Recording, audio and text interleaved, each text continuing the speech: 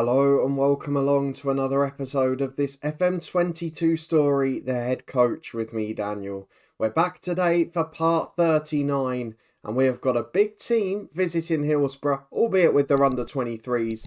But first and foremost, we've got transfer deadline day, and based on what we've seen this summer so far, it better be a big one. We've got some gaping holes in the squad, and even though we're winning in the league against the better sides, we're only just sneaking by, and we're not dominating the games by any means. You'd imagine that some of our stars' form's going to dry up. We've been fortunate not to have any injuries yet. If any of those things happen, we're in big trouble. We've had one signing since the last episode, one of the positions we probably didn't need someone.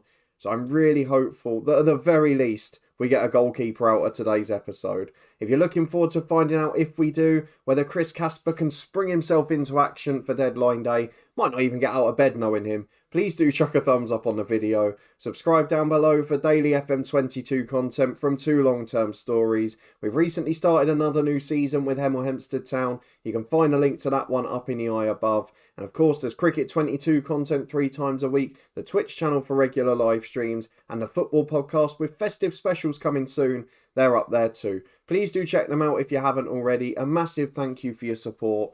But there's only one thing that really matters today. I'm not even that worried about hosting Liverpool. We just need transfers. Let me very quickly introduce you to the one player that has joined. Nothing going on at the moment other than a rejected offer for a Sean Williams. If that had been accepted, I might have thrown my toys out the pram. But in terms of ins, one very good loan player has joined, and I'm kind of hoping there'll be another couple of them today with the positions not used up.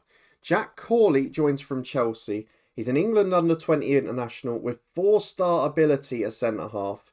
He's got 5-star potential. He's 6'4". He's great in the air. He's a leader. He shoots with power, weirdly, for a centre-half. But he's a proper player. And looking at where we were a little weaker at right-back with McGarry, to be able to push out a Yorfer and play Corley at centre-half, I feel for the next half a year we're in a really good position. Now, annoyingly, the director of football, Chris Casper, agreed to play him as a central defender, rather than a ball-playing defender, which we use, which means he's either going to go in January because we've not fulfilled that promise, or we've got to change our shape. For now, I'm going to leave it as is, but he's a great young player, and if we can get him playing well, he should do a good job for us. Just to show you how good he is, he played 15 games in the Championship last year for Blackburn, 14 of them from the start, had an over 7 rating in League 1, that was with Oxford the year before. So Jack Corley, an exciting signing, but it's not really a position we need. If we go and have a look at the squad, we've got a massive problem in goal. One senior keeper who's 1.5-star ability. We've got limited options in terms of subs up front or in attacking areas.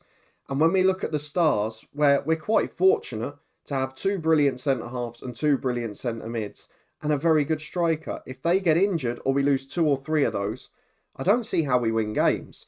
Evidence of my concern is shown in the schedule because so far, we've not defended well. We've outscored teams.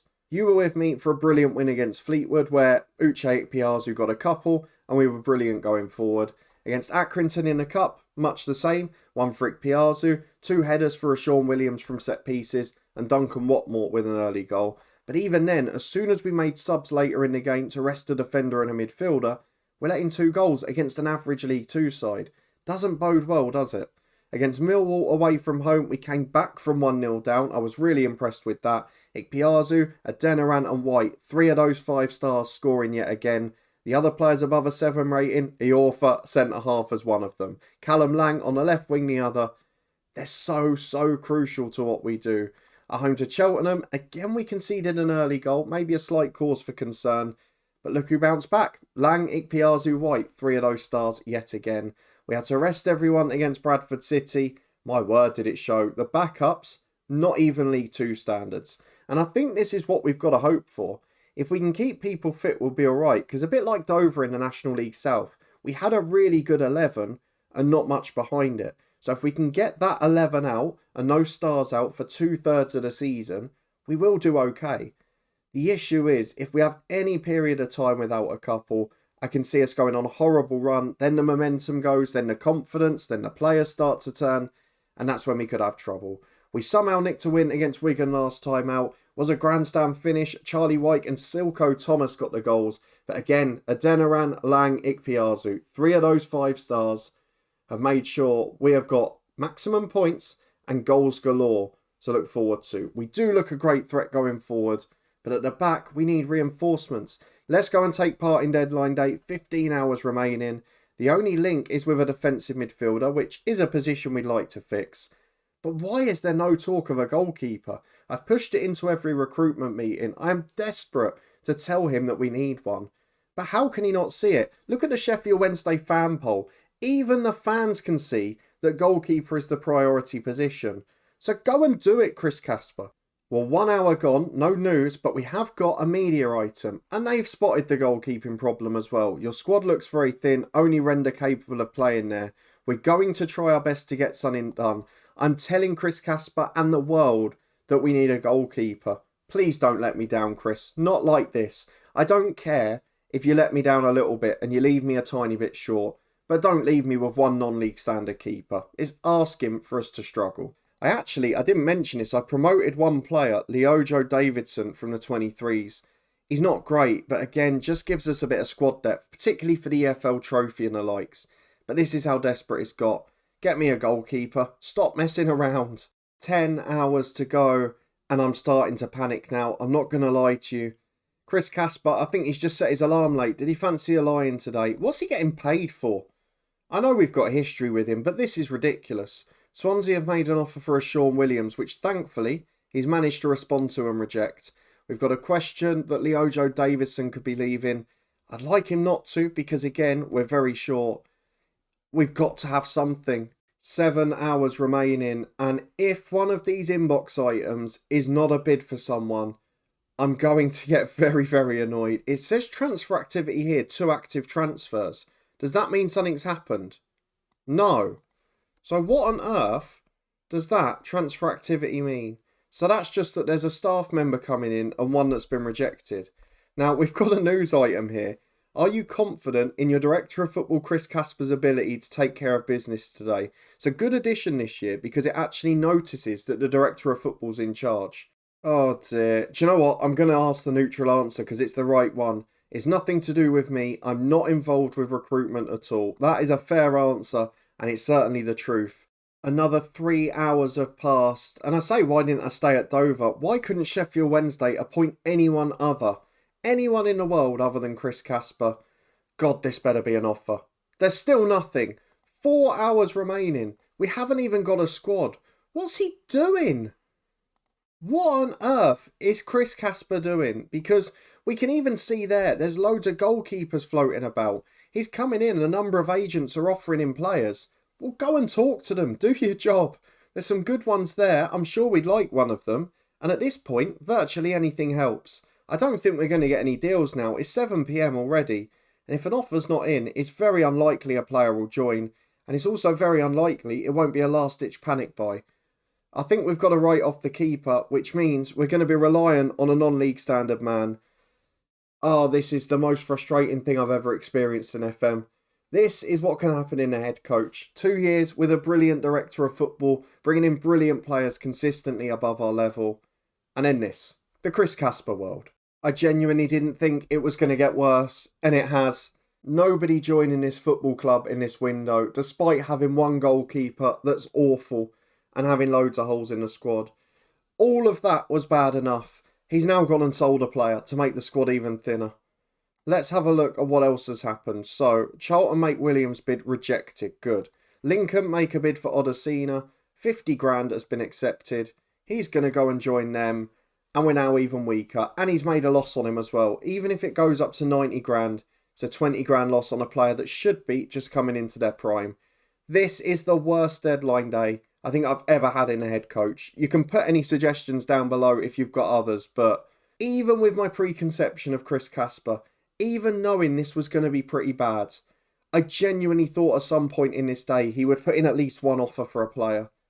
It's the worst thing I've ever seen in this save. And maybe we didn't realise how lucky we were with Ben Williams and Kevin Wilkin. Unbelievable. And we'll just go and see the end of the window and confirm our misery. But let me know what you think of the season now. Not got any easier, has it? It is a very good job that I'm a calm man, because there are others that may have punched screens and thrown keyboards at this point. Chris Casper, You absolute disgrace. That was appalling. We have finished deadline day with no offers made for any players and one sold. I just can't believe it. I could not believe that he wouldn't even put a bid in for someone. But I'm really struggling to put into words how angry I am now. So let's just move on to the Liverpool game. Hope on the pitch we can keep things ticking over. But we're going to have to rest everyone now because we cannot afford injuries to those key players. And when we have cup games, I don't think any of the 6 of them can play. Lord knows what we do about goalkeepers too. He loaned out the best one at the club, hasn't signed any, and we've now got one senior keeper. Well, sorry to come back early, but we've just had a media question. You enjoyed a rather quiet deadline day, which saw no players coming into the club. Was that intentional? Oh, that question is boiling my blood, I can't lie to you. What's the next one? In terms of outgoings, Odesina departed for Lincoln. Was that a deal you really wanted? Yeah, of course it was. Really did. Absolutely pathetic. I'm going to say it was out of my hands. And the final one, would you perhaps look to take advantage of it still being open in some countries to sell one or two? We're not going to be able to play games or fulfill fixtures at this rate. Absolutely bizarre questions. So you get the thing earlier in the day saying the director of football's in charge of transfers. Do you trust them to do a good job? But then at the end it still comes to you. So there's a little bit more work to do on that front. We've been given basically a carcass of a squad to work with. Let's see how we get on in a cup game where a lot of National League standard players are going to be playing. Well, back we come for an evening game in EFL Trophy. This weird kickoff thing that we saw in the last episode from League One has carried over to this as well. Every game's at 15-minute intervals. I don't really understand it. But let's get through the tactical meeting. We're going to go and make wholesale changes, rest everyone we possibly can. We'll be back in a minute to run through the 11. The goalkeeper will be the same though. Well, this is what we've gone for. Only a couple of first teamers playing in the shape of McGarry and Ikpeazu. That's because, just to compound the misery on Saturday, we've got both of them away on international duty. We've not yet seen a league game without Ikpeazu. The one cup game without him, we look shocking because he's such a focal point of our tactic. So this is the squad we've gone for. We're going to have to change the roles a bit to match the players we've got available when we get into it. 3 reserves on the bench in Mullin, Coulson and Davidson. Corley on the bench may get his debut, and a few first teamers who basically are the fittest of the bunch, but I'd like to avoid using them, particularly Iorfa and Adeniran. So the 11 for today is Render in goal, the only keeper available. McGarry and Clayton the fullbacks, with Halkett and McKinnon as centre half. Elliott, Reed and Ainley the midfield 3. Clark, Fevrier and Ikpeazu the front 3. Just cross your fingers, because this side is not good enough to compete. It's not a side I'm proud of putting out, but it's the best available to give us a chance of promotion in the league, because without that, I feel we get sacked. Let's go and see how we do. Please, Liverpool 23s, don't play anyone good. Well, 8 changes for us from the last league game, and more worryingly than that, Katie Gordon and crucially Curtis Jones starting for Liverpool's 23s. This isn't going to be an easy day, is it? Let's ask the lads to impress us. We're going to go and play around with the duties and then get into the first half to watch Curtis Jones run rings round us. Well, Liverpool's 23s playing a 4-4-2, and even though today we're playing the 2 first teamers that are going away on international duty, they're so important, particularly in Ikpeazu's case, that we're still going to rest them at the hour mark. As Kim gets the ball for Liverpool in an advanced position, plays in Millen, easy as you like. And that, as a highlight, the giving away of the ball, the ease at which we're penetrated defensively, shows just how bad this team is. And Render again beating it his near post. Thankfully, he's not faced many shots in a lot of the league games. Generally, when he has, they've gone in, and it is a worry for us. If we had a better keeper, I'd be quite confident this season, and I wouldn't worry so much about the rest, but it compounds the misery, and here, we're going to get battered. As Reed takes a free kick, that could have been a moment just to give us a chance. Well, 2 minutes of stoppage time played in the first half, but we're still going here with a highlight on the right. Into Ikpeazu hits the woodwork. Second one's in. I think he's onside. And that just shows you, what on earth are we going to do on Saturday when he's not here? Because he's the only man that gives me any confidence in getting a result. So we're going to tell the lads we're not happy with the performance there because it's been rubbish. But we've got a star striker, as we've got a corner to defend here with Kim. Into the front post. Ikpeazu heads away. The best defender on the pitch for us as well. Pinnock gets it from Jones to Cavell. Few yellow cards here for Liverpool actually. Going in a bit dirty into the challenges. And we need to be cautious of that because injuries will be our nemesis this season. Walmsley into Millen. Good effort just over. It's 1-1, it's still close, but Liverpool just edging the game. Well, I'm not going to give it any longer. They're both knackered with 58 played. Ikpeazu will come off for Paul Mullin. We have to change the way we play when he comes on because, with the greatest of respect, he's 5'10" and he's a poacher. He's not a target man. He's not going to hold the ball up. So he's going to go in the box as that. We're also going to take off McGarry. He'll be replaced by Coulson. And what we'll do then is put Fevrier to right back, Coulson to the left wing, Clark to the right wing. Gives us a traditional winger on the left. And on the right in Clark, Lord knows what he wants to be. He can be a winger as well. Keeps it nice and simple. Half an hour to go. We've got one change left in the locker if we need it. And we're playing out from the back again. After those changes have been made, we've basically lost our main attacking threat now. We've lost lots of our right-footed players already. We are in a spot of bother. It's a very imbalanced squad. It's a very poor squad behind the 11 as Reed gives it to Ainley. Still a couple of good footballers in the middle. Up to Jamari Clark, who's nowhere near fit yet. And he just looks like he's lightweight whenever he gets on the ball. He's not got that fitness back. He's not sharp. As Gordon's released by Jones, there's three in the middle. Surely one of them scores it. Blocked back to Curtis Jones. And there's a man who is far too good to be playing in this competition. And he proves it. And to be brutally honest, as Liverpool are back to attack again, I'm not that worried about getting anything out of the game. We've missed another header at left back with Clayton. Into the box. Is that a penalty? No, the referee takes pity. And then Clayton heads it back to Gordon. This is astonishingly bad defending. These players are so poor. A lot of these backups are so much worse than what we had at Dover. It's infuriating to watch this when you've taken what should be a massive step up. But this is Chris Casper's doing, isn't it? Didn't even make that bid for Leighton Clarkson, who was the man we were linked with. What do we do with the final one? I think we're going to take off Ben Elliott for Leojo Davidson. And because I've got no other options, I'm just going to have to chuck him as a number 10. With us losing the game, I don't really want to waste the ability of any of our other players. So I'm going to put Davidson as... And in fact, we'll put Ainley up there because I think he'll be a better player in that role. We'll put Ainley as a shadow striker, or no, attacking midfielder on attack. And then Davidson can go in as central midfielder there, which means Reed will need to drop to a deep line playmaker. That's the plan for the last 20 minutes, and it isn't really a plan. We're hashing together the players we've got left.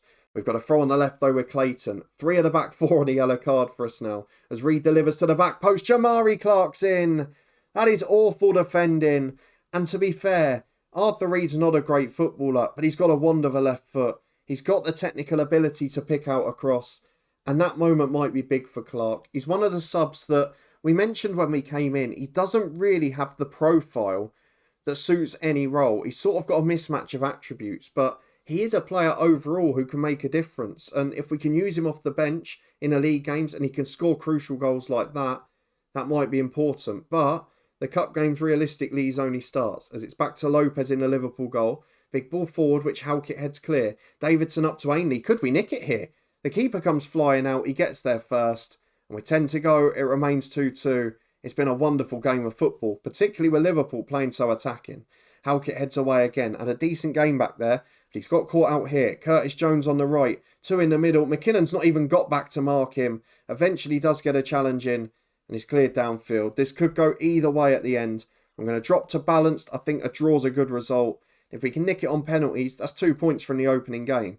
Easier said than done though, because Liverpool are flying down the wing and Fevrier's giving it back to them on the edge of the box. Render, to be fair to him, makes a very good save. 2 minutes of the added on 4 played and we're back as Davidson wins a header. Fevrier, for the second time, has just given the ball away in his own final third. It's into Curtis Jones, blocked back to Millen, and somehow it doesn't go in. But what on earth is Fevrier doing out there? He's supposed to be good in both fullback roles, but that wasn't even a weak foot problem. He just headed it back to his man there. As Fevrier chips up to Mullin. Can we nick it in the last minute? Coulson just loses out in a sliding challenge. Millen releases his man down the right. Addo gets in. It's end-to-end stuff. You just feel they've got the quality to nick it. We've not really got the marking at the back. As McKinnon loses out. Jones brings it back to Binney. And it's into the back post. Render gathers. Surely that'll be it. Only 10 seconds to go. And I think we're going to finish with a penalty shootout. Render. Big kick downfield. The whistle should be there any second. Let's see if we can grab that extra point. And with it, a chance to play these guys some more. We're up first in a shootout, and Paul Mullin is the best penalty taker at the club, and he shows why. Beautiful pen into the bottom corner. Keeper didn't move. Not the best angle for the penalties. Normally we're behind the ball like this. Curtis Jones, you'd expect him to put one away, and he does just that. Same corner as Mullin. Who's up second for us? Davidson, the young substitute. I mean, it's pretty harsh on the rest of these lads, because they're all very young and inexperienced. Davidson, good pen to be fair, didn't look nervy there. Who's up second for Liverpool? Kulkazi is up against Render. I mean, I wouldn't trust Render to save any penalties. He's doing the star jumps, it's not great, but he is a non-league standard keeper. Can he deliver? Kulkazi up, keeper goes the wrong way. 2-2, no mistakes so far. Hallkit is the next penalty taker. Can he score? Yes, he can. Not bad, probably one of our best backup players, but also composed from the spot. You wouldn't expect that. Millen is third for Liverpool. Can Render be a hero? No, he can't. He continues his trend of going the wrong way. And Arthur Reed, who set up that equaliser with a wonderful cross in, has got the chance to put us back ahead. Good technically, good penalty. Keeper goes the wrong way. Who's up for Liverpool? Addo is fourth. Render, you've got to do something. Just stand still. It gives you a better chance. Addo up. Great pen. No keeper stopping that one in fairness. Now who's fifth for us? It's Jamari Clark, the man who scored that equaliser towards the end of the game. He's upright footed into the top corner. Kim's going fifth for Liverpool. He's looked good all day. I wouldn't expect him to miss. A natural striker, probably quite composed, and maybe deliberately saved for this spot kick. Kim comes up left footed. Every time to be a hero, Render. It's not now. Into the top corner, but he's gone the wrong way anyway. Callum Ainley, one of the more experienced stars in the Sheffield Wednesday team. He's up sixth. Sudden death starts, and it continues in the same vein. 11 penalty kicks, 11 scored. Maybe a reflection on the standard of the keepers here. Can Render at least put them off enough to miss? I wouldn't trust him to save one. Here comes Leo Gritz into the top corner. We go on, 6 apiece. Fevrier is next. Had awful time once he went to right back. Nearly cost us the game, but he puts it into the top corner with his stronger left foot. 7-6. Still a perfect record for both sides. Next up is Bond for Liverpool. Can he deliver heroics?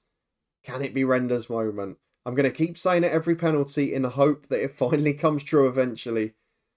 Here he comes. Bond is another left footer. Lots of left footers on the pitch. Oh, it's over the bar. No saves out of 14. But Render forces his man to put over. And we win on penalties after a 2-2 draw. And we get 2 points, which might help us qualify. But let's be honest, it's not making up for deadline day. Let's go and see when we're going to be back.